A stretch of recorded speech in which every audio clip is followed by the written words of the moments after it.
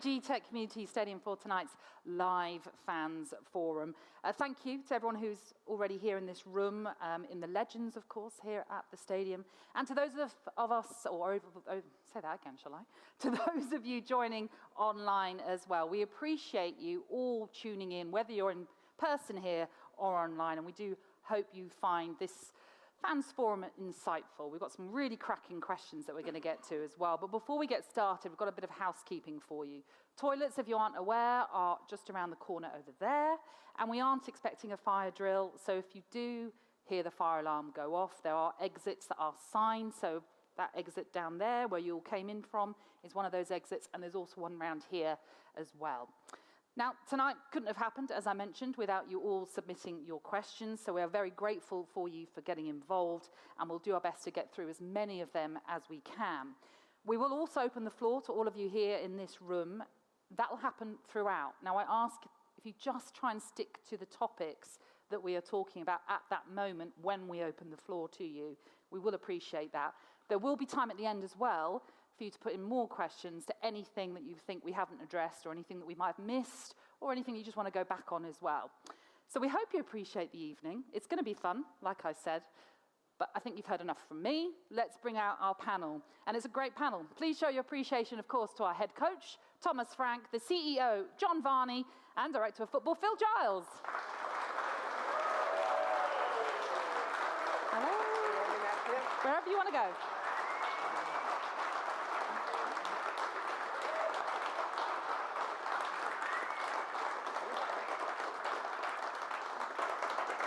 Now, before we get started, I just want to alert you to the white ribbons that we are all wearing today. And this is to mark the International Day for the Eliminations of Violence Against Women. It's a movement that actually began in the early 1990s, but is one of a number of campaigns, John, that Brentford are very keen to get behind. Yeah, hugely supportive of this campaign. You know, violence against women and girls, not acceptable in any walk of life. We do our utmost to make the G-Tech as welcoming a place as we possibly can. They're all our wives, our daughters, our sisters, so hugely important cause for us to get behind. Yeah, as I say, one of the many causes that Brentford do get behind as well. Like I say, lots of different subjects, lots of topics for us to cover, but I think, Thomas, we have to start with the game just 48 hours ago. Congratulations, first point on the road. And a clean sheet to boot. I know, I think that deserves a round of applause. Because Goodison's not an easy place to go to at certain times, especially when they get that atmosphere rocking there. First of all, just your thoughts, as I say, 48 hours afterwards? We, as you did, always need to celebrate the small wins and all the relatively big wins. Clean sheet and a point on the road is good. I thought that it was a well-deserved point in many ways. I actually thought that we had some opportunities to win in the end, even with 10 against 11. I thought the character in the team just showed what they're about. These players, they are running hard for the club and for the team. Very, very pleased with that. So overall, happy. Always want to win, but when we can't win, can't draw. And also a huge praise to the fans, because that was the loudest we've been away from home this year. It was incredible, and I know that was a big lift for everybody. Yeah, agree. I think it was very, very, very clear, and at Goodison that can be very loud as well. It was you guys you could hear, so very, very grateful. Thank you. But when you talk about character, I guess when you have a player sent off just before half-time, so you're having to play a whole second half without a captain, like in Christian Norgard's case, that even is more special to come away without losing a game like that. Yeah, definitely. I think there's a lot of players that are doing well, but also growing and stepping up. Ethan, we know, has been a mountain for us, but Nathan, I think he's just growing from last year and really taking a big step this year. I think Stefan Berg, a new player coming in, doing well. Of course, the new left back, Keane Potter, is doing fantastic in so many ways. So that was just the back four mark. Everyone was fighting, so very happy.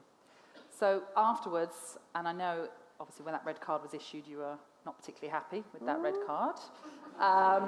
Yeah, you got a little booking as a result of that, I think. I think it was, maybe you're always quite honest to me, Phil, but I was just pointing at him and I was saying the F word and disgrace. And it was 40 yards away. I thought, is that okay? I was not when the fourth official's there. Yeah, but he's got his mate standing next exactly. to him. Yeah. But the fourth official even agreed after I was not abusing him. I was not abusing him.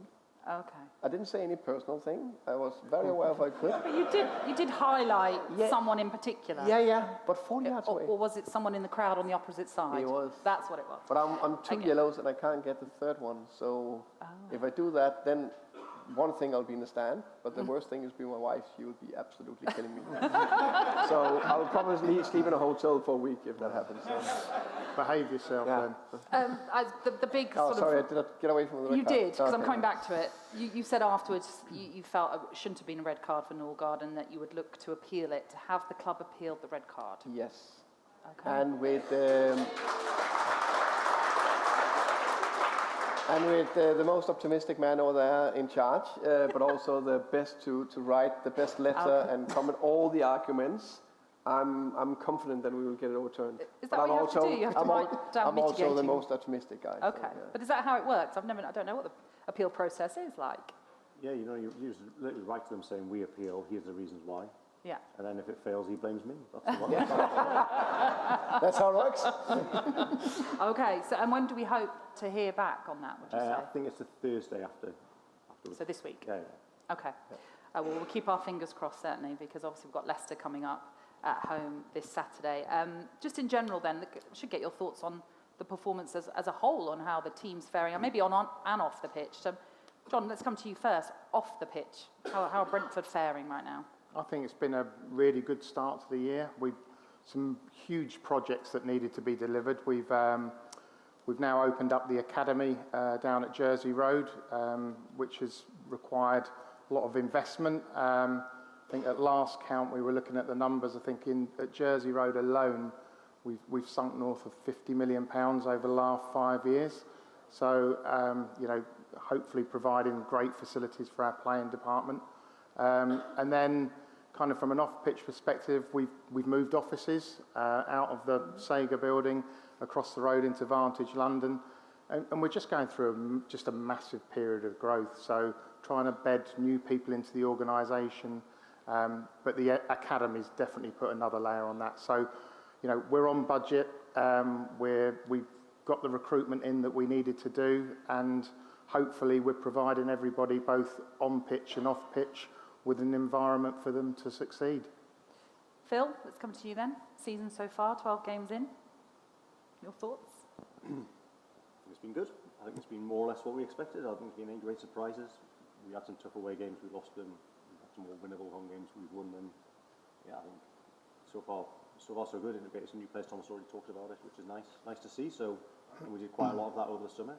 But also, just as importantly, seeing some of the players we bought in the last 2-3 years now taking steps and showing why we bought them, which is great as well. So yeah, overall very happy. I think a little bit on that. I think with the new players,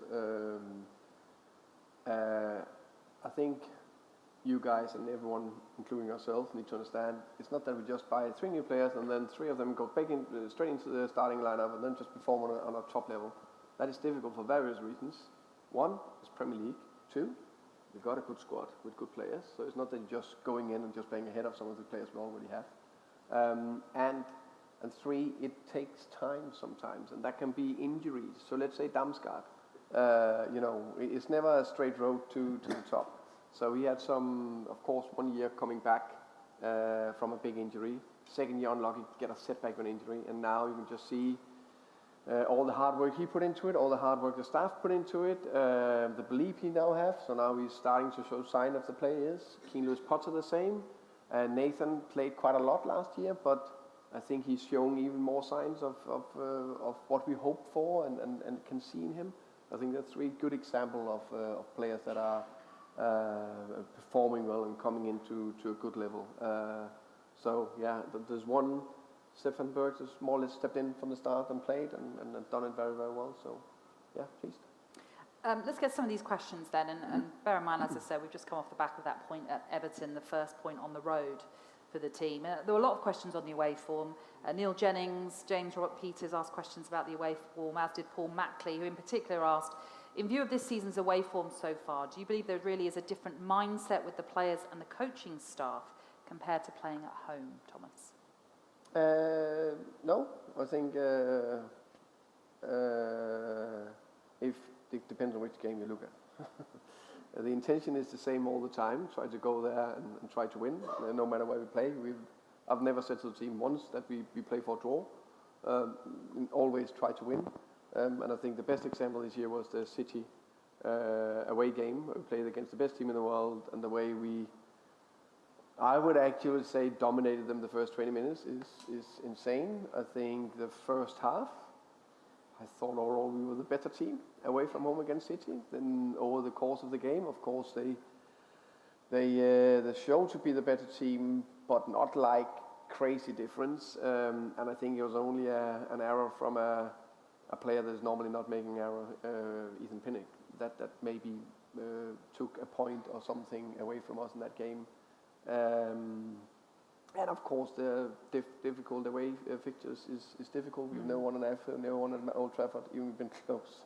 We won at both Etihad and Tottenham Stadium, and of course Fulham, I think, was probably the biggest disappointment. That was our worst game in the season.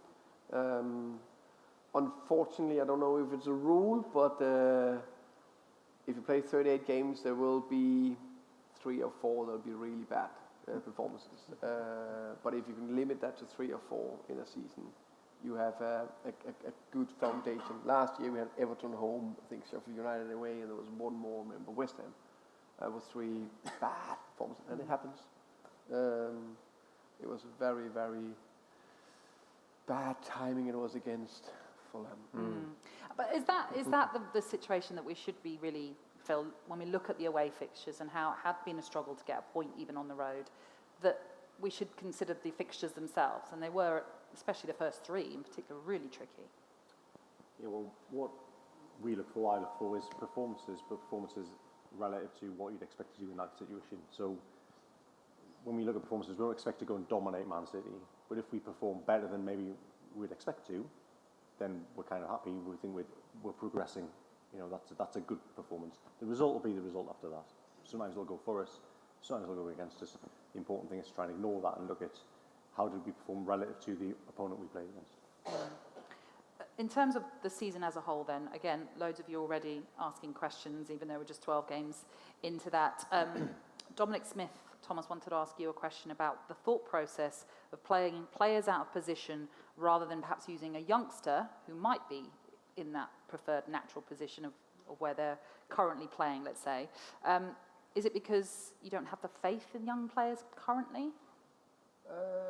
Is the question that's been asked? No, I would think it's my task to put the best team on the pitch, and what I think can make the team tick. And that can sometimes be with a type that is not that obvious should play, because he's different or can do something else. But if I think that adds to the value of the 11 total players and the performance, of course I'll try to do that. And I think it depends. Young players or old players doesn't matter. It's the performance that you know they show on the training pitch, so in the games. That's the reason why I picked them. So I just see some players. If I see something different, I think Keane Potter is a perfect example. I think he's been very good for us when he plays wing back. Going forward, have more offensive wing back. Plus, he showed he can defend very well.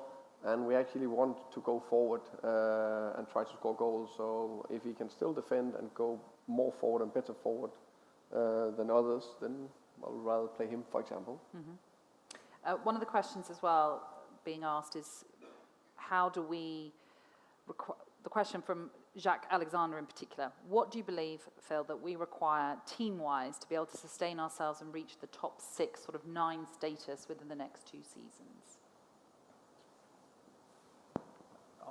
Well, I mean, presume you mean by recruitment, is that what the gist of I'm this? guessing like, so, but it might be also Thomas can answer from a performance-wise. Yeah, well, I think the first thing we need to do is get our best players fit fully fit, get best level on the pitch and sustain that and keep developing those young players who we've already got in the building, right? Players like Sepp Vanderbu, you know, first few games in the Premier League, obviously played Bundesliga, but still a young player, especially as a defender. You know, if we can just keep building on that, get Aaron Hickey back in the team as well, I don't see why that squad at the minute, as it stands, can't be 6 to 9 sustained. Then we might sell some players and we have to start again. But as it stands at the minute, I don't see that we're that far away from that as it stands. Thomas, what do you have you say about I agree. I think if I would love to have all the, on paper, 11 or 15 best players available all the time. Other clubs have been able to do that. And I think a big thing there is luck, because a lot of the injuries we had has been unlucky. So that's a big part of it. I think we have a fully firing squad. I think we have a lot of talent in the squad, and we showed that we could finish 9 2 years ago. So why not do that again? I think I'm very, very optimistic. So it was actually even more optimistic than me, that film. I always believe that we can aim as high as possible, but I think over a spell of, let's say, 10 years, depending on how we are growing as a stature, as a club, I think, you know, every year in top 10 is fantastic. Every year is between 10 and 14 will still be a top achievement. And then from 15 to 17, that's the minimum, of course. It's still an achievement with the club we are. But of course, we're aiming for the sky and like to play Europe if possible. Europe? Oh, I mean, I think we'd all like our bags packed and go on the tour, certainly. Right, I want to just flag up that we will talk recruitment, we'll talk injuries in a while as well. But has anyone got any questions maybe about the season so far? Any questions? We've got one here. Now, I think we should have microphones coming to you, so if you don't mind just waiting, just right here at the front, sorry, so that everyone back home who's tuning in can hear all the questions as well. Thank you very much. You'll have to forgive me, I'm pretty nervous speaking to you guys. Thomas, I just want to touch on what you said earlier about adapting, the new players adapting to the Premier League. I don't know if you're aware or not, but Fabio Cavallo's dad said on Instagram, on a Brentford post, that his son needs to get out of the club. Is Fabio Cavallo happy at the club? Yeah, I speak to Fabio every single day. So he seems happy, he trains well, getting along well with the boys. I think he's done very well for us since he come here, and I'm convinced he will have a great future here. Thank you very much. You're welcome. Any other questions? There's a question at the back. Again, just wait for the microphone's coming your way over there. Thank you. Apologies that I'm pointing, but there you go. Yeah, hi. It's just a topical question with refereeing at the weekend. Personally, I think I've been lucky watching Brentford from the old Division 4 to where we are now, and naively thinking that officials will get better each year. I think it's absolute worse. And I just wanted to know whether Thomas or anyone gets a chance after games to get a meaningful conversation with officials to explain what's going on. Because I know I speak to my daughter, we go to every game, and we always say, I wonder how this bloke is going to ruin this game today. And I mean it, I just think it's just got worse and worse. But do you get a chance to actually get any sort of feedback from what their decisions are? Again, they're not even consistently bad for both teams. To answer your question quickly, yes, I get the chance. I speak with them.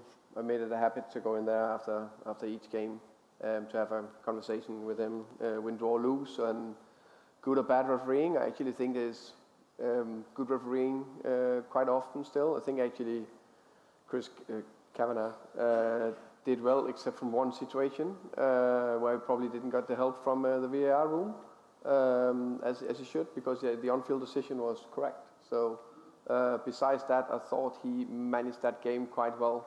The soft fouls, okay, either way. But anyway, I speak to them after each game. Does it explain some of the decisions Yeah, they do. Then some of it, of course, I think, is also, do we really, including myself, all understand the laws? I don't think we do all the time.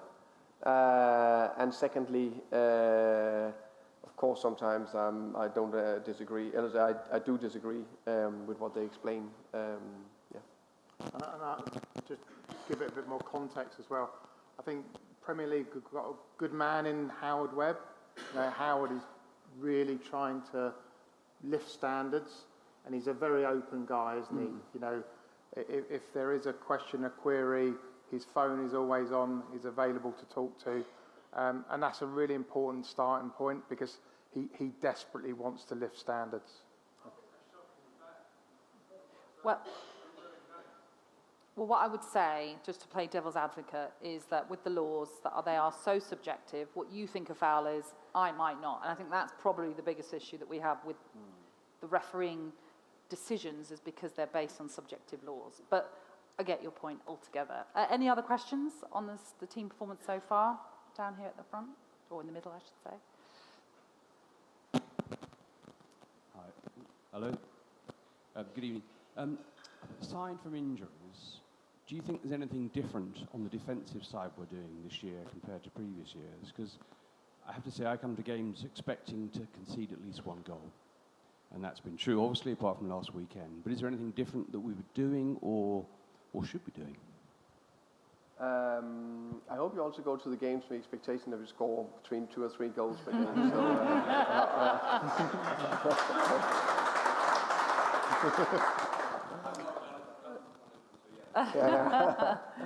But it's a fair question. Of course, I think we concede too many goals. 22 is. We thought that last year we conceded too many goals overall, and then we tried to do everything we could to improve it this year in many ways, and we are still conceding goals. So it's of course something we are looking into.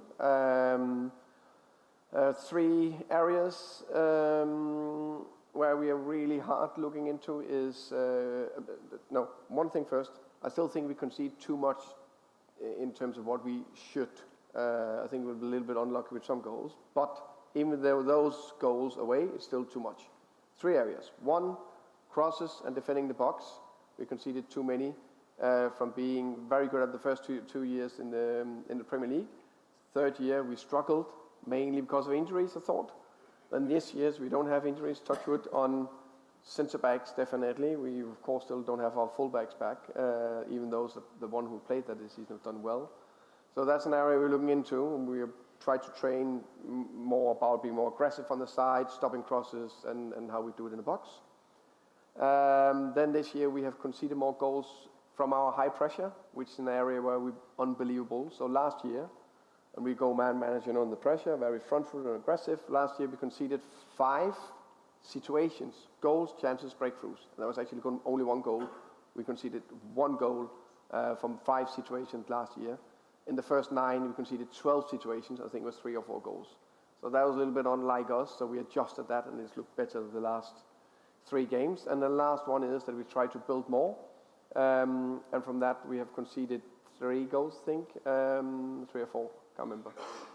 So there's some bit we haven't done to our normal standards. So we try to improve. We've done something where we scored some fantastic goals. Crystal Palace home, Wissa, Brian goal, Ipswich 2 times Wissa. Unbelievable goals where we built from the back, but also had a prize the other way. So we try to adjust it. Keep your questions to yourself for now, because we'll move on, and then, as I said, at the end we can come back to the team performance and the season so far. But obviously we'll be back here on Saturday for the Leicester game. And John Campbell raised a really interesting question, and he says, I still find it very frustrating that I don't feel that we fans are having a big enough impact in supporting the team. You've already mentioned the away support, the Everton game, John, was brilliant. He's asking, how do you view us as the 12th man? I think we collectively, I think Sally and her team, from a fan engagement perspective, fans in the stadium, I think the place is absolutely rocking before kick-off and into kick-off. And if we're lucky enough to get those 3 points, it is absolutely rocking, free from desire at the end. but there is a bit of work to be done for the bit in the middle, when the boys need as much noise as possible. And that's the one thing I really want to get our fan advisory board really focused on, because I think it doesn't work if it's club driven. I think it has to be organic. I think it has to come from the supporters. Otherwise, it looks fake. And I think that's one thing that we all massively need to collectively work on. Thomas, you're often pre-match sort of saying, yes, I know you want to come in on this, but you're often saying, we need you, the fans. So your message again, then? Yeah, like John, I think at least the journey I've been on the last 8 years here has been fantastic, and some unreal experiences. Griffin Park, G-Tech, when it was through the roof support. But it's that consistency on a rainy day where it's not going our way, and we maybe need a little bit of help to get over the line, to get a point or win. That's where I think we are okay, but we can definitely be better. And I agree with John, it needs to be organic. There is some fans that need to take responsibility, because I think we're a unique club. I mean it. I think it's a unique fans. But if you want to be different and really do a little bit more than other clubs, because you're not too different than other fans. We also go to other away stadiums where it's a little bit flat sometimes. But how can we do something where if we want to do more with this beautiful club? That it's just, if we want to accept it, think, it is what it is. We are fans, like, fine, no problem. But if we want to do more, we need to do something about it.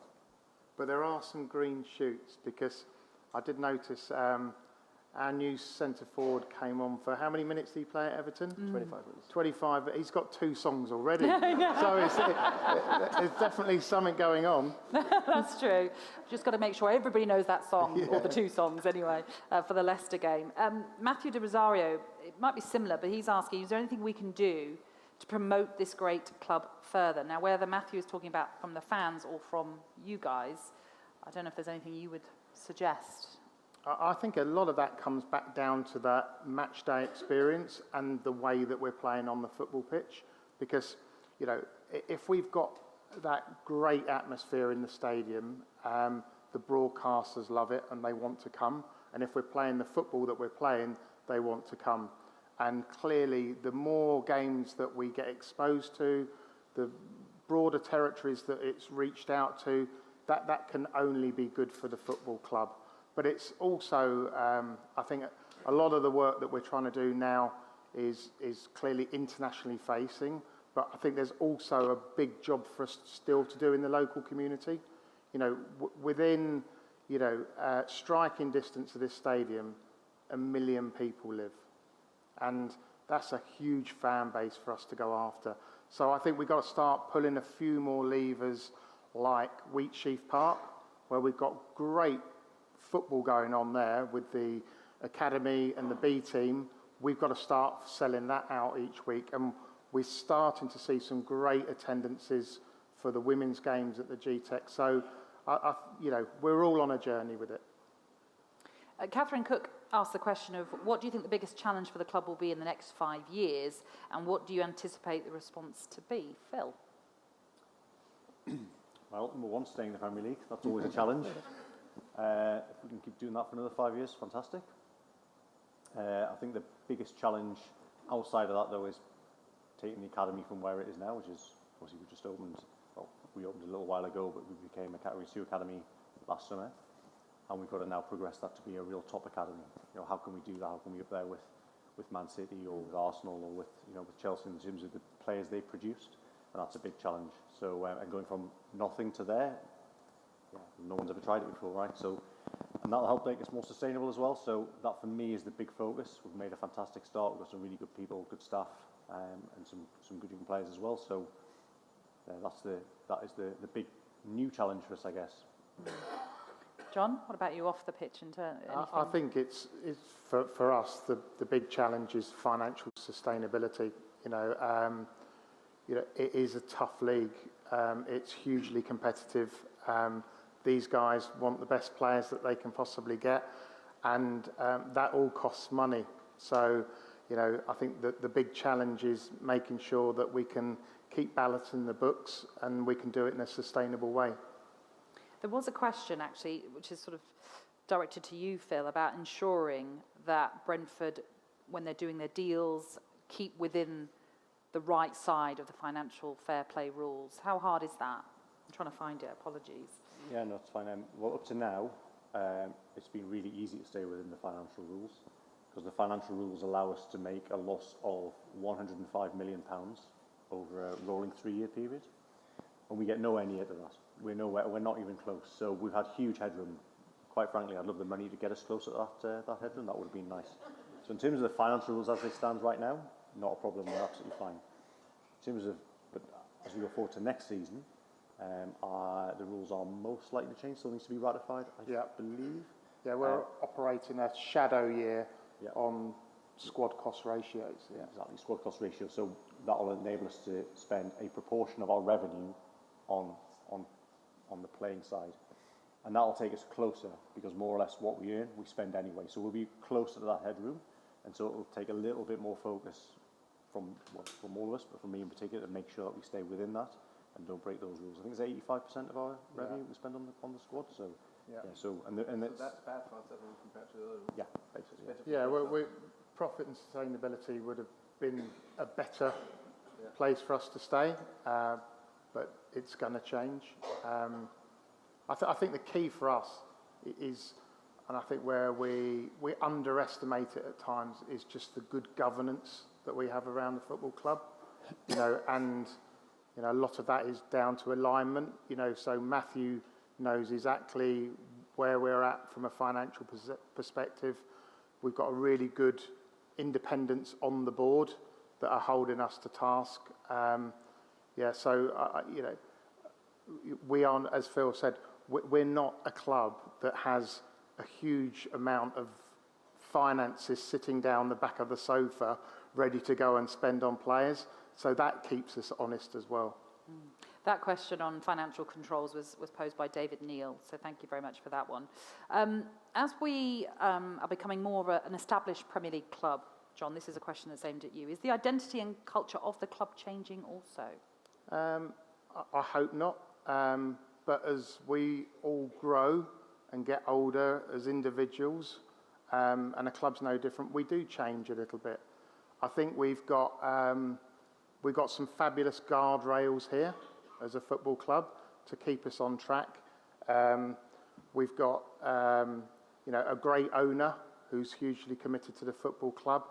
But those values of togetherness, progressive, respectful, I think they keep us very focused and keep us very honest. And an example being our season ticket prices, which I'm sure you'll all be delighted to know we're going to freeze for next year, so that there's be no ticket increases. That's all part of our values-driven kind of activities. The sustainability, the kit that lasts for 2 years. So there's huge pressures for us to grow our revenue, but we're not doing that at any cost. Look, there are things that we will be doing and do that won't be in favour with every single fan. I get that, but hopefully we bring a balance to it.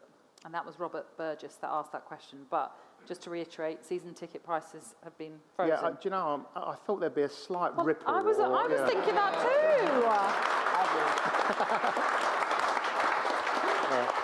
That's right. I've got your back, John. That's why I went back in with it. So you two have got no money to spend for the next 18 months. Phil will find something. Yeah. So as we go to squad cost ratio, where revenue is so important. But there is the balance, isn't it? Yeah. And that's why some of the other levers that we have to pull to drive revenues, like driving sponsorship, broadcast income, we've got to work incredibly hard at, because ultimately they're the revenue streams that do make the material difference to us. Well, I should ask then, and quite a few questions aimed at you really. It's all similar theme though, John. Richard McDougall's asking the question about the third-party investment and how that's going, and what would be the parameters of such an investment that they're asking. I've been on record before and said that we wouldn't be doing our jobs for Matthew if we didn't go out into the market and look at what the opportunities are. So that's what we started to do. We're having some interesting conversations, but genuinely there's kind of nothing to report on. You know, and until that moment where someone decides that they do want to invest, you know, there's nothing more to really say. Okay. And just on reports of London Irish, obviously there's talk of them coming back and suggestions that they might want to have conversations about playing back here as well. That's one question, but also Suraj Shah asks, are there any plans to encourage other local clubs and teams to make use of the facilities? I read in the Telegraph, someone sent me the article in the Telegraph, categorically say we've had no conversations with London Irish at all to come back and play games at the GTEC. You know, he possibly wasn't the biggest fan. The answer is no. Yeah. So. Other events, you know, bearing in mind... More revenue gone then? I'm thinking about the Horse of the Year show. Yeah. How much can you get in? 20 million? No, definitely not. Look, we thoroughly enjoyed hosting the Women's Euros. We really enjoyed hosting the Australia-New Zealand International. So we do have an appetite to use this brilliant stadium that we've got for more activities. Yeah, and we want to put more women's games on here. They've been, you know, fantastic events for everybody, for the girls that are playing, but also the fans that have been attending. So, yeah, definitely want to kind of make sure that we're using this great facility as much as we possibly can. Should say we'll come on to the women's team, but wow, what a weekend they had, and what a season they're having. If you aren't aware, they've reached the FA Cup third round for the first time in their history. 20 games unbeaten as well, which is fantastic. But we'll come to them a little bit later on. Any questions on what we just discussed? Yes, down here. If you just wouldn't mind waiting for the microphone once more. Thank you. Thank you. I absolutely agree that this club is unique fans, fabulous spirit, wonderful board, wonderful owner. Yet we read all the time about American cartels and dodgy people trying very hard to take over as many Premiership clubs as possible, and on the whole, gradually succeeding. And if it's not Americans, I'm thinking of Arabs at Newcastle and Man City. And it worries me that, you know, we are a comparatively small club with comparatively small assets and resources. Can we actually resist that kind of pressure in the long term? I don't think it's binary. I don't think it's about you get that investor and you're definitely going to go that way. I think there are some examples out there of clubs that have had good foreign investment that have done very well for the clubs, and the investment's done well for the investors. You know, we have an owner that you know, has been steadfast in everything that he's put into this football club, and I've not seen that change in any way, shape or form. You know, Phil works very closely with Matthew. I'm sure he would comment, but I think for us it's about getting the right investment in, not just any investment, and that's certainly the message that comes back loud and clear from Matthew to me. Yeah, Matthew won't sell to a dodgy American or any other nationality. French, German, none of them. No, but we could do with some more money. That's always nice. Then we can buy better players. If we can get that, it's all good. Okay. Yeah, and you know, and also bring something, you know, other than just finances. If they can help us, kind of in key strategic areas about how we grow, and how we can earn more money for ourselves, then that's the kind of ultimate benefit. Any other questions? Yes, over here's one. Thank you. I can just scream. Oh, well, it's for the people listening at home. But thank you. You do have a wonderfully loud voice. I'm one of those dodgy Americans who's season ticket. Thank you. What about pop or rock concerts like other stadiums have? You could make a lot of money that way. Yeah, we're looking at what other activities that we can put into the stadium. We currently don't have planning consent for concerts, so that would require us to go back to London Borough of Hounslow and have a conversation. But I think there are, it's not just about concerts. There are other activities that we could bring to the stadium. So, listen, they have an insatiable appetite to spend money. So my job is to try and generate as much money as we can. So, kind of, we keep turning over the stones. Oh gosh, right, hang on, right, we've got 3. So if we start with you, the lady here first. Thank you. Hi. Coming back to what you say about the noise in the course of the game, would the club consider letting in a sort of a drummer or a trumpeter or whatever? Oh, hang on. That's your opinion. You're entitled to that question. You're entitled to that question. I think it's so nice that people are so open for new ideas. No. Yes. What a welcoming club. Yeah, exactly. Where's that innovative way that you want to go like this or you want to go like that? I'm not saying it should be a drummer. I'm just saying we need to be more open if we want to move it.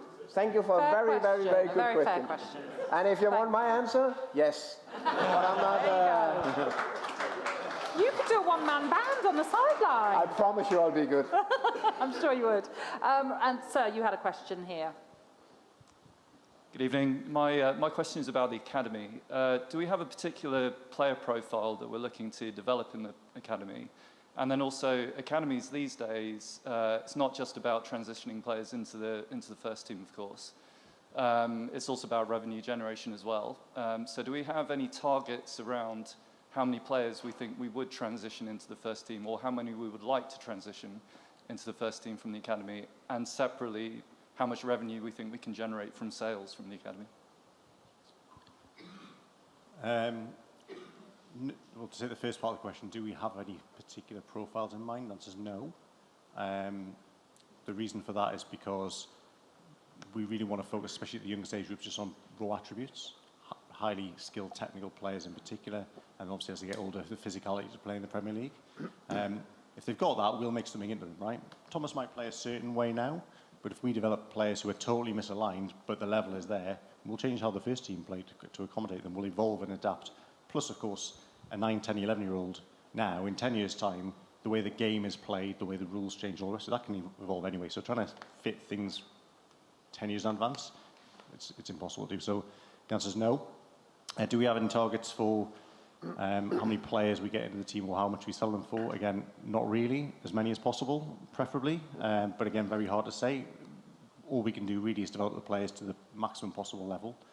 And again, in terms of selling players 10 years from now, who knows what the transfer market will look like? It could be completely different. It's changed even since I started this job. We were able to sell players in the Championship like Ryan Woods, 7 million, or Scott Hogan for 10 million, or Andre for 6 million.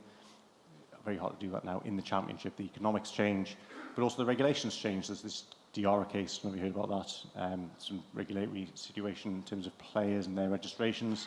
That can change, so very hard, I think, to plan that so far in advance. So really, we're just trying to develop young players. First of all, give them a great experience in the academy, make sure they're well looked after, and then if we can turn some good players out at the end of that, the more the merrier. And there was a question here. Good evening to you all. I hope everyone's well. So my question is, you were talking about growing the club both internationally and locally as well. Obviously, previously we went to America and took part in the Premier League series. If they were to do that again, and obviously ask the club, would we look to take part in that possibly? Yes, I think we would. I think I said it at the last session that we had. This is a football club and a player and playing department led football club, first, second and third. There's nothing that we've ever done really that has been commercial first, bring the playing department with us.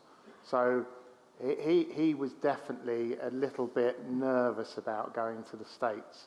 So we had to do a big job to convince Thomas that we'd have the right training facilities, that the games programme would be right, that the accommodation would be good, and you know, unlike some of the other clubs that played in that competition, we sent out a team of people beforehand to make sure everything was great. And I'll let you speak for yourself on that trip.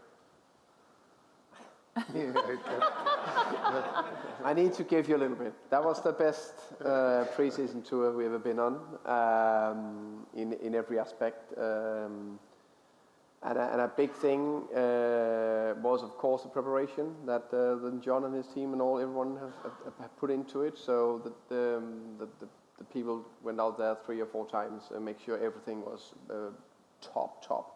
And a lot of the other clubs, without naming any names, was 3 or 4, whereas clearly they were thinking, what?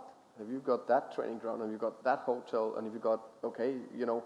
So we were just, and I think it's also fair to say the 5 other clubs out there was probably more experienced and bigger on paper than us. So I think it's big credit to the staff and team. Everything was just top. So everything on the performance side was top, and then on top of that, we had a great experience in Washington and US and other aspects to life, which is probably also good. But I don't think the Premier League had ever gone through as much interrogation on a pre-season tour until Brentford arrived, because you know, these guys are thorough, and I think it opened their eyes. So I think for future events that the Premier League put on in the States, the standards will be higher, and that's a good thing. That's where we as a football club are adding value to the Premier League. Okay, let's move on to injuries, shall we? Because that is one of the hot topics as well for a lot of our questions. And you've already mentioned the fact that we still haven't had our 2 fullbacks back yet. And a few were asking questions along those sort of lines. Caleb Johnston-Cowan and Dan Butler, though, in particular, wanted to know about the findings of the investigation that was said to happen, Thomas, from last season's injury crisis and what we've learnt from that. I think we both will answer that question. Should I start? Yeah, please do. I think 3 things I've been thinking about that with the amount of injuries we had last year, especially, was that one, we had too many. But in that one, a lot of them were contact injuries and situations where we can't really do anything about it, just unlucky. 2, the normal worry is if you have a lot of soft tissue injuries, like hamstring injuries or muscle injuries, soft tissue injuries, then it's a big issue, because then we're training wrongly, or we're not preparing the players well, and we were top 3 or top 2, whatever, in the least amount of injuries. So we were very, very good. That meant that we'd done something fantastic from the medical and performance department, did a top job there. I think the thing where we found out we need to do more, and it's like in my coaching staff, we are looking into why we're conceding so many goals. That's also a problem. So we are looking into that, and how can we improve that, is that how can we get the return to play time down? So when a player got injured, how can we get them back on track quicker? So instead of 3 months, it's 2 months. Or instead of 8 weeks, it's 6 weeks. Because that'll make a massive difference. Phil, anything on findings?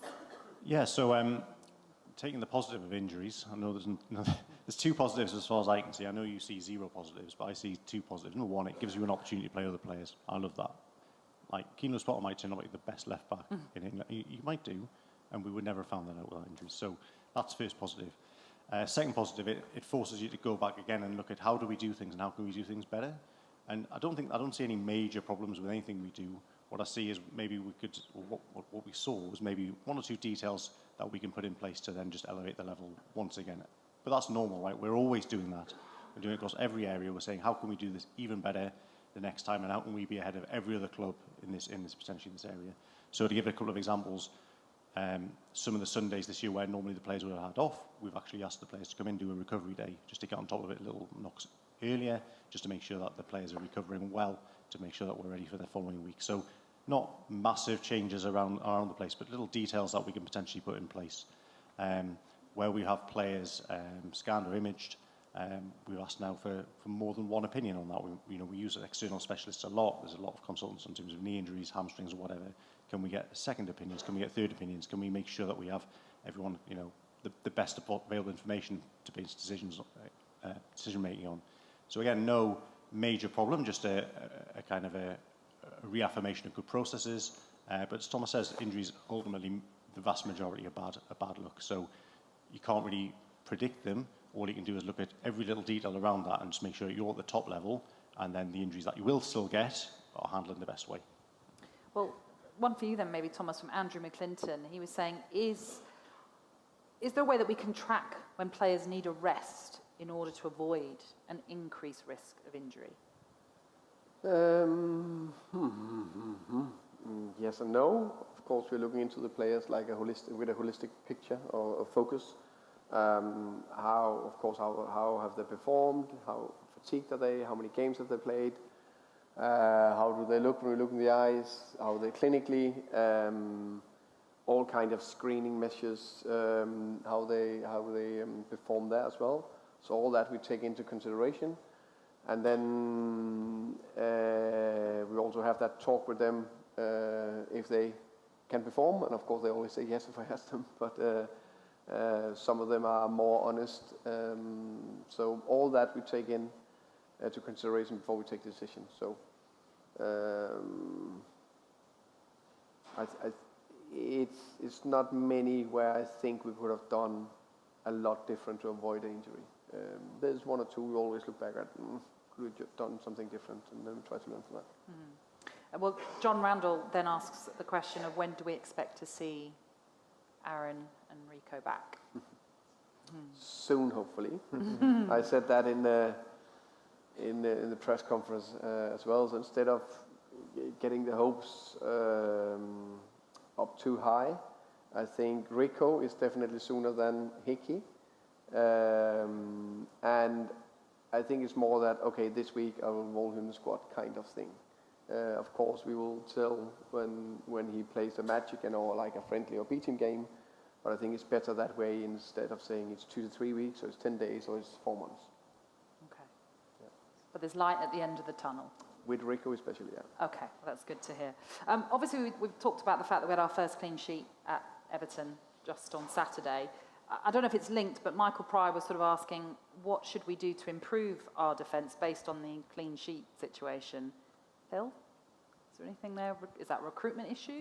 Well, in terms of, I can't buy anyone. It's not January, so we only have to work with what we've got. And Thomas already explained a few little details around the style of play and the things we're doing on the pitch and crosses and all those things that we identified. So, that'll be a work in progress. It's not something you'll go overnight. Okay, well, now problem solved. In fact, we'll never be in a position where it's good enough, right? Every goal, we look back and say, actually, we could have done differently that, and that. Mm-hmm. In terms of recruitment, the obvious question, I think, is probably fullbacks. There's quite a list here. Fullbacks, questions, yeah. But so, go on. No, I mean, so in terms of fullback, obviously we've had Aaron and Rico out for a long time. It's quite a difficult challenge to actually recruit in that situation because we know at some point they'll come back. So what we don't want to do is go and spend a huge amount of our budget in an area where, with 3 or 4 months of patience, the problem was resolved anyway. Much better, in my opinion, if you look at, say, just take the left-back situation, much better to sign a young English player who's a big talent for the future and bring him in now and work with him than spend a huge amount of money on a player who only presents you with a problem 4 months down the line. Okay. So last year in January we took Sergio Reguilon. We looked again, we had this conversation certainly in the summer, is he a player we'd like to go and try and sign again? And we also had a chat with Sergio at the end of last season, if you remember, Thomas. And even in his head, he's thinking, well, you've got Rico and the competition and all the rest of it. So it's not an easy fix just to go, we'll buy a player and that'll be problem solved. You've got to think much more long term and try and be as patient as possible to allow your players to get back in the team. I mean, you've covered off a lot of the questions that a lot of people have posed, but I'll just give a name check to a few people about the ongoing fullback situation. Craig Punter, Donal Karen, Nigel Miller, James McLeod all asked questions on that. There was also a question on Sergio Reguilon, or a few questions, in fact, about bringing him in, but you've answered that for us. But what about in general? Again, it's slightly linked on the theme of fullbacks, but you mentioned like Jayden Magoma, that's the signing obviously for the future as well. But Tom before he sort of said, have there been deals that have just not been able to be agreed with because you can't afford them, or the deals just haven't worked out? Or are we making a calculated decision, he asks, that the goals we'd be conceding are more to do with an unbalanced defence but won't make a difference in the long run? If that makes sense to you. Kind of. Yeah, I mean, for me personally, I'm less. Thomas's job is to focus on now and what we're doing now. My job is to focus on more long term and making sure that we're in a good place long term. So for me, Jayden Magoma will be great for us long term and potentially medium term, and has already played and started 2 games, and we won those games. And so I'm really comfortable with what we've got in terms of the defence, and that in the meantime, Thomas has got the resource available, even if that means, patching up in certain areas to get us through. And also sometimes, again, Thomas will say, he'll say it in seconds, he wants the best team available and wants to win every game, right? Well, I do too, and that's the main thing. But also the amount of learning you get and the actual difference it makes by not having a first choice left back available is probably not as big as we think. If we look over the last 18 months when Rico's been out, we've won games with Janot playing left back. We've won games with Chris Adger playing left back. We've won games with Keane Lewis Potter playing left back. We've won 2 cup games with Jayden Magoma playing left back. Sepp van den Berg's played left back. Mats Rösler's played left back. Did I mention Saman Ghoddos? You mentioned Saman Ghoddos. He played left back. Vitali, we beat Bournemouth last year. Yeah. It's not... Basically, the whole team have played left back.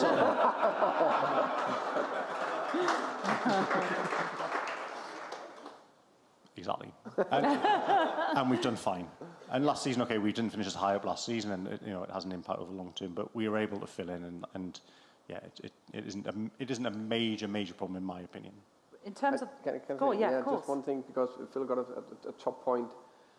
We are a fantastic club with a very good squad, and of course with limited money. I think there's only 3 or 4 clubs in the world in the Premier League who got unlimited money, more or less.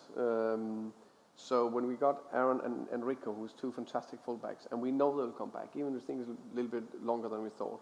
We got a Christopher Ayer before the season. We know can play a very good right fullback, and also now showing he can play a good left fullback.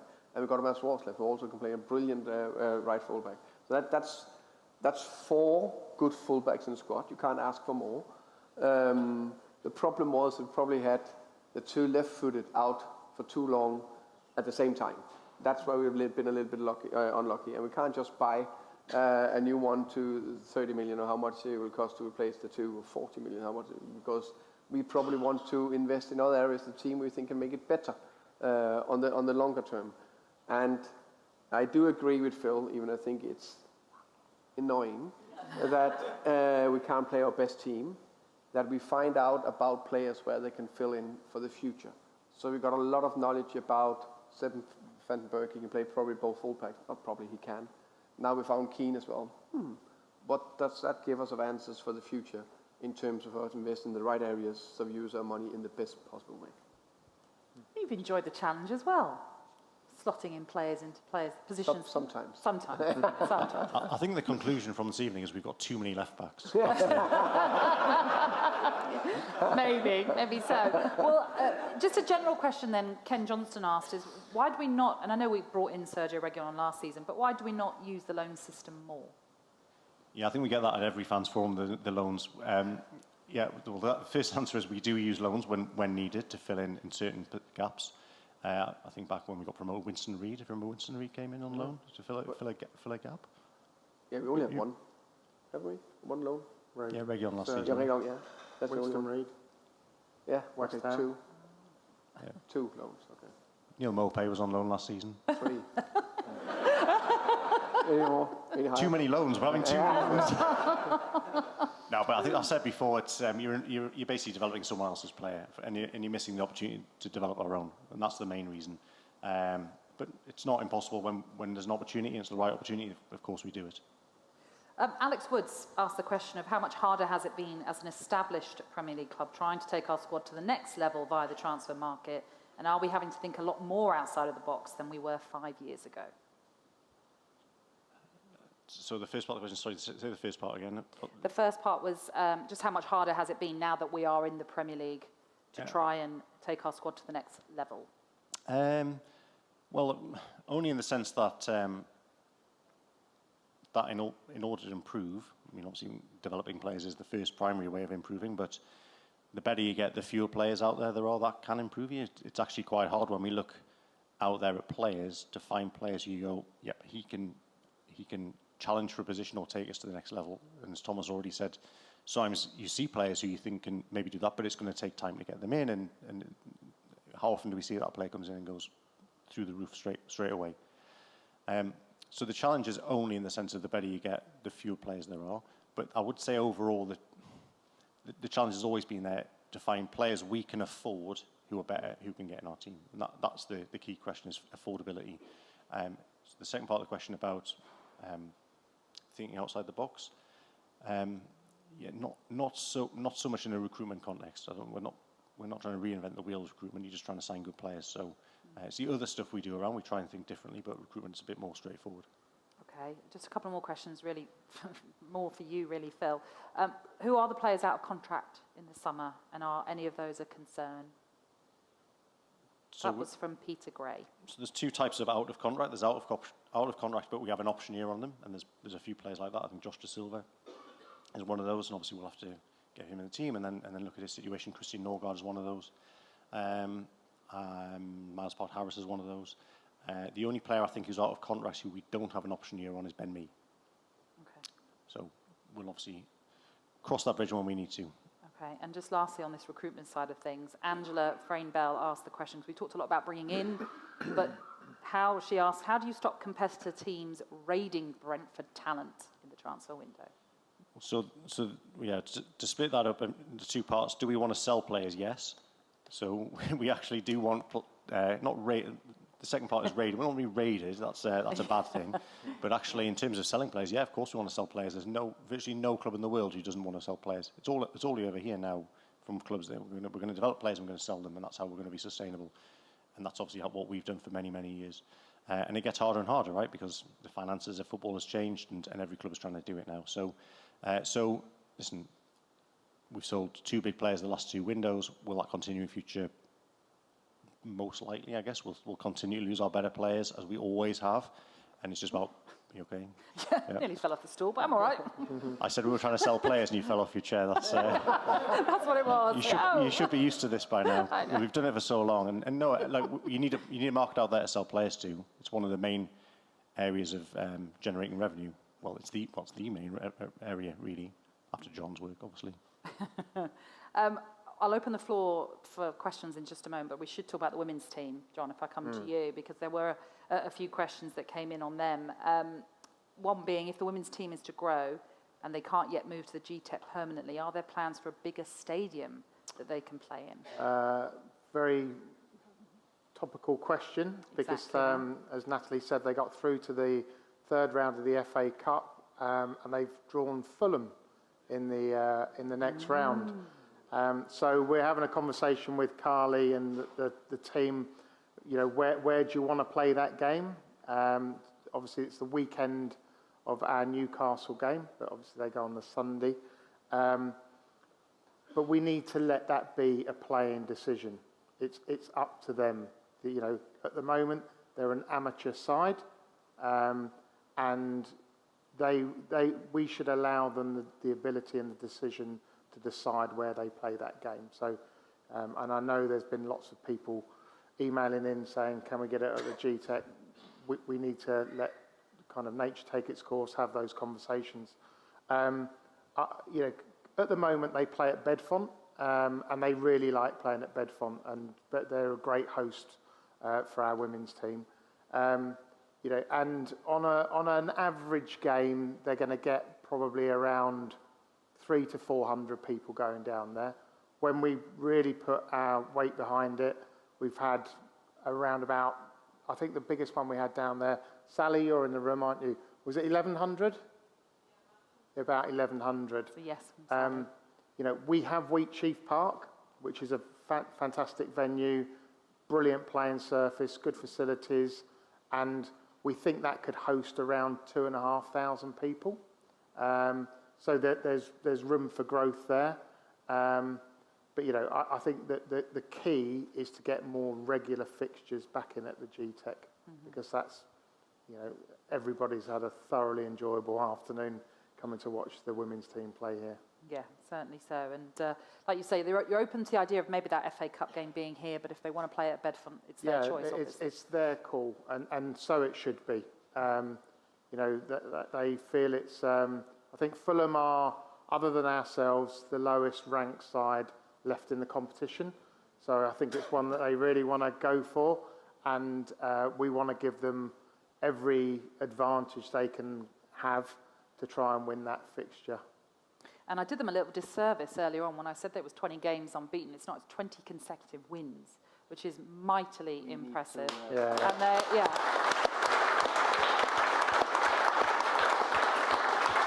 And scoring goals for fun. I know it was a tight game in the FA Cup, but they are scoring goals for fun as well. And yesterday, the game at Bedfont, I went down to watch them. As you can all imagine, the wind was horrific. You know, it's the hardest conditions I think you could ever play a football match in. But yeah, they pipped it 1-0. So it was a group of very happy players at the end. And just a couple more questions on the academy, and then we'll open the floor once more. Phil, I guess they're both for you, really. One from Arthur Batalona, I hope I've said that right. He says, is the return of the investment from the B team as expected? Because the model is considered to be innovative, but does it deliver, in your opinion? Yeah, so it's delivered in the sense of, you know, we're not going to get a full team out of that, whereas you would maybe if we brought through lots and lots and lots of players coming through many year groups. But what it has delivered is Maz Ruslev and Marcus Force and Madsvik Sorensen, in terms of players who in the championship helped us get promoted, played a big role in that for very little investment in terms of the role that they took, which was fantastic. And that's always what you've got to balance it against, is the investment in those players versus what they've delivered. And then you've had some players who haven't necessarily gone on to make lots and lots of appearances like they did. Players like Finn Stevens, who we sold over the summer for €500,000, which is a good return on investment. Alex Gilbert, big return on investment, didn't necessarily challenge the first team, but we've made good money on them. And then you've got players who are still in the group now. Players like Yarmoliuk, for example, Jisoo Kim coming through. We sold obviously Mads Bidstrup for €6 million, so a big return on that investment. Who's free, so it's always hard to say relative to expectations, because in my head I don't really have expectations. But what you can do is make a decent list of players who've either made a big impact on the team, or in the case of Mads Ruslev, still making an impact on the team. Mads Ruslev was €20,000. I mean, fantastic investment, really, when you put it in that context. And then other players who've gone on to bring in the financial returns, which are the other side of that coin. And just lastly, Declan McKeever, what are the strategic plans in place for the integration of academy players into the B and then senior squads? I know it's similar to what you asked earlier, but... Yeah, so we actually had a meeting today in terms of looking at the age groups going down and who the big talents were, and making that plan of players who can step in the 18s and creating that pathway of players going all the way down through the academy.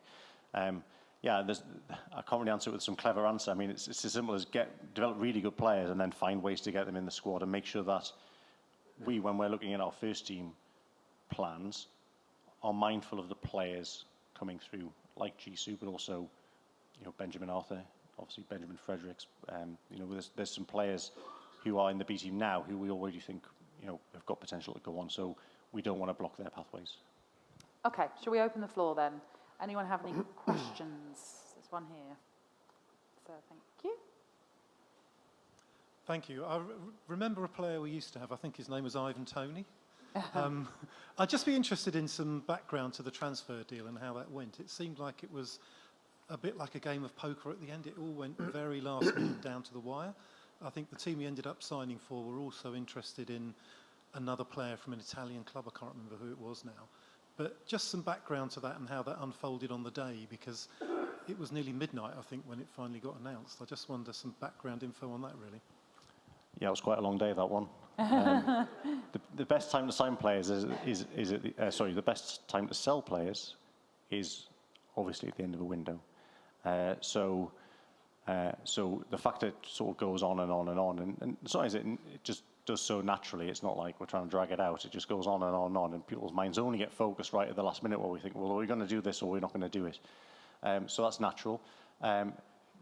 Selling players is always a game of poker. You know, we always have an idea of what we want to try and achieve. Then we see what we can achieve, and then maybe there's a middle ground. Sometimes it can be just straightforward. Nope, we can't sell the player. But in Ivan's case, I think everyone was motivated to try and make that happen himself.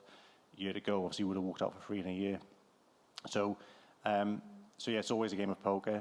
I too was aware of the player in Italy who was being bought at the same time, which, you know, from my information is they were working, you know, on 2 different cases at the same time and were taking 2 players. So again, that was a balance to sort of work through in terms of understanding that other opportunities were open to that club as well. And if they'd gone that direction, which they easily could have done, then Ivan would have still been with us, frankly. That's just the way it is. So it is a fine balance.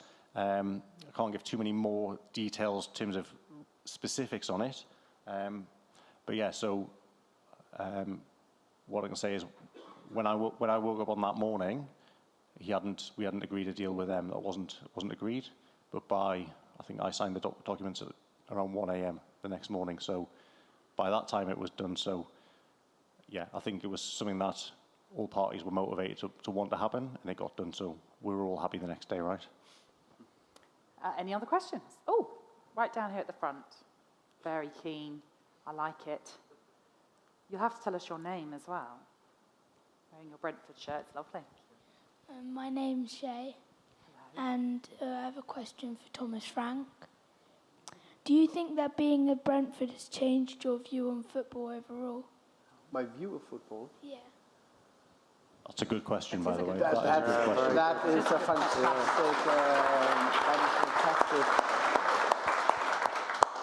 It's a tough question. It's a very tough question. You know, the way you rate good questions is if I'm thinking and I'm not just boom responding. So I need to think about this one. So very well done. Yes is the answer, and I think it's probably.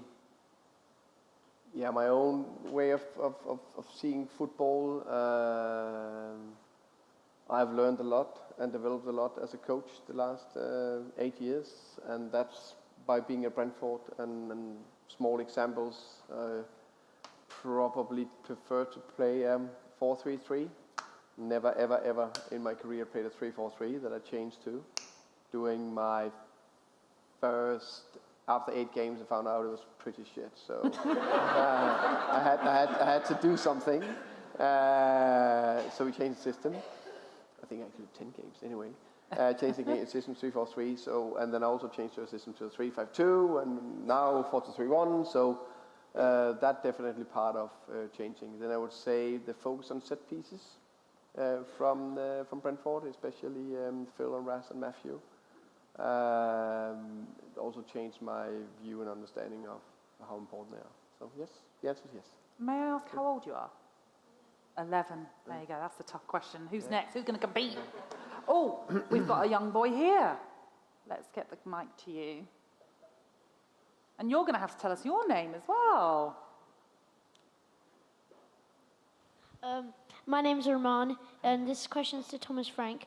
Earlier on in the season, you said that you were open to other clubs. How long do you think you'll stay at Brentford for? Very good. Straight at you. That is the question that everyone wanted to ask it, but no one had the guts to. Very good. I must admit, this is probably 2 of the best questions I had in my you're entire sweating time. and everything. Of course, I don't know, because no one knows what the future brings in every way in life. I've said many times, and I love to say it here, I love it here. I'm happy for every day I have here with fantastic people, players, staff, and directors and everyone. And I know everyone needs to say it because that's... but I do. I have a fantastic job. where I go to work every single day, and I, on a personal note, can fulfill myself, but an even better note, I can be part of something that is bigger than myself. That's what I love. I hope I'm going to do that for many more years. Who knows what will happen? I could stay here for a long time. Something could change at one stage. The only thing I would say is I don't think I'll do a Ferguson 25 years because the reason is I got 3 children. They're living in Denmark, and they are 18, 21, and 22. And the day, if we get grandchildren, my wife will move back, and she will say, now you need to retire. So that's the longest I can stay here. I don't know how long that will be. Okay? That's all right. I hope that's okay. Another really good question. Natalie, I think it's fair to say we need to keep in touch with these two. I know. There could be some jobs in the content department. I should get down and get them up on here. Exactly. Any more questions? Gosh, God, there's loads. Right. Because the mic is here, and then we will come to you over there as well.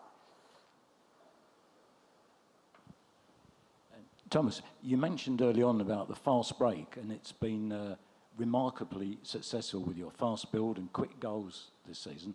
But we've also seen the slow build, the interpassing between the goalkeeper and the backs. And sometimes this has meant we've lost goals, and it's even given a lot of fans palpitations when that goes on for too long. Can you do something about that? The last bit I don't know. You know, football is like life. You need to live on the edge sometimes to feel we are alive. I think with everything we try to do, high pressure, low pressure, building from the back, it can be successful, not successful. So I think to simplify it, if we just went boom long, then sometimes we will land on a second ball, we will score a goal, and we'll all be very excited. And then, 6 times we can lose the ball and they go the other way. And so now we try to build a little bit more from the back. And if teams are defending well, it's not that easy to play through. That's why it sometimes can be a little bit static. And if they stand still, we tend to invite them to come. And if they don't come, then we're a little bit caught in between. So that could be the reason why. I think now I said earlier that we conceded a few goals in the build-up. I think we only conceded one big chance. It was against Ipswich, where Mark is playing Nørgaard, where he shouldn't. Most of the times we never force it through the middle. We more go around in terms of taking as limited risk as we can. And as I always say, if you don't take risk, you also take risk. Remember that. Okay. And there was a question over there. Yeah.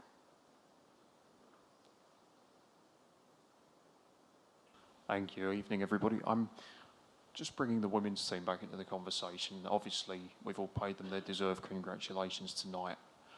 I get that obviously our male players have busy schedules.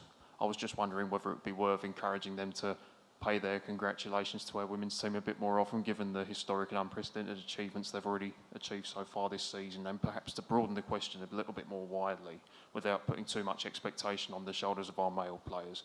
Would it be worth getting some messages directly from them on various different sort of days of the year that welcome fans from all communities, from all walks of life, such as White Ribbon Day today, getting our own players, our male senior players, our biggest sort of role models to all the fans, potential fans, to actually speak directly to the fans about these days, which could perhaps play a big part in bringing in so many new fans to this club and really stating the case that we are one of the most welcoming clubs, one of the most diverse clubs, one of the clubs that celebrates diversity more than anybody else. Whether it's worth sort of developing a project that directly involves the men's senior players as much as possible without obviously putting too much pressure on them. Yeah, shall I take that? I think with regard to the players and the coaches interacting with our women's team, genuinely a lot of it happens. I mean, you recently had a catch up with Carly and spent some time with him. We've got 2 of the current women's team players actually working for the Brentford, and they are interacting a lot around the club. Is there more we'd like to get our first team players involved with? Of course, but we have to be respectful for the time that they need down at the training ground, and it's about finding that balance, isn't it? You know, but it's something we certainly look at. Okay. I know I did see your hand go up, so if we come to you, and I think you'll be the final question of the evening. Thank you. Good evening, and thank you for your time.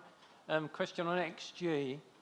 Are you still seeing developments in XG and ways to further maximise, obviously, the great advantage we've taken of it?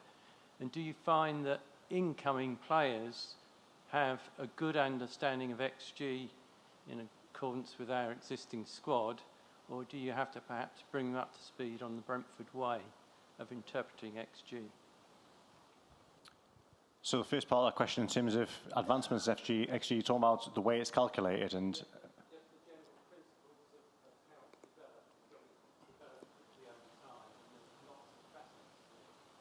Yeah, so in terms of the technicalities of how you calculate it, it's probably developed a bit, but I think the basic idea's been there for a long time. I think it's just you see more of it now in lots and lots of different areas. So actually, the Fulham away game, I didn't actually go to the game for that reason. Can't remember exactly why. I think it might be kids were ill or something like that. So I watched it on Monday Night Football, and they did actually quite a good piece on Monday Night Football where they used some of those stats and analysed the way I think it was about shooting from outside the box, and then we went and scored outside the box, something like that, wasn't it? So I think you see more of it. I think the basic idea has been largely unchanged for a while, but you see it implemented in a lot more areas. Probably, to be fair, eats into a little bit of what we've been doing for maybe a little bit longer in terms of how common that is now. The second part, in terms of players, you reminded me, as you were saying that, you reminded me, I got a message from Pontus Janssen yesterday. Can you send me the XG numbers from our data? I still send him them by WhatsApp because he's still really interested to. He says, can you send me them the Swedish top division and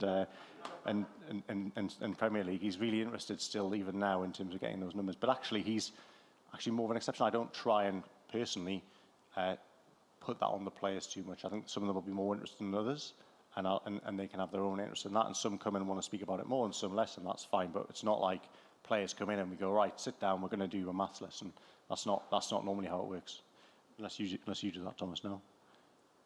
I think it's very good. We use a little bit to create the right narrative or explain a little bit more in depth. I think that's what we're doing. Yeah, so the crossing stuff we were talking about earlier in terms of stopping the cross, we did some work on that, not XG, but actually no, there was a little bit of XG, and I'll tell you, there was a little bit of XG in there, but also it was just about basically how many crosses do we give away, do we concede, how many do other teams concede, where are we in relation to the Premier League, and how can we motivate, as Thomas said, the narrative, how can we create that story of, actually, this is an area we think we can improve in. Okay, I'm just going to ask a question for hands up. How many of you are going to the Leicester game on Saturday? It's quite a lot of you, and you know what you've been told to do. Please, we need you guys. So, thank you all for being here. Thank you to everyone that's been tuning in at home or wherever you've been watching us. A huge round of applause to Phil Giles, to John Varney, and to Thomas Frank as well.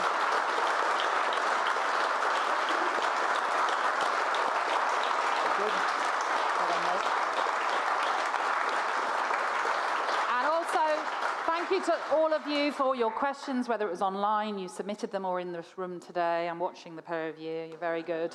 And yeah, once more, thank you very much for being here, and let's cheer them on Saturday. And on behalf of the club and everybody, I'm sure, in the room, a big thank you to Natalie for hosting this evening. So, thank you.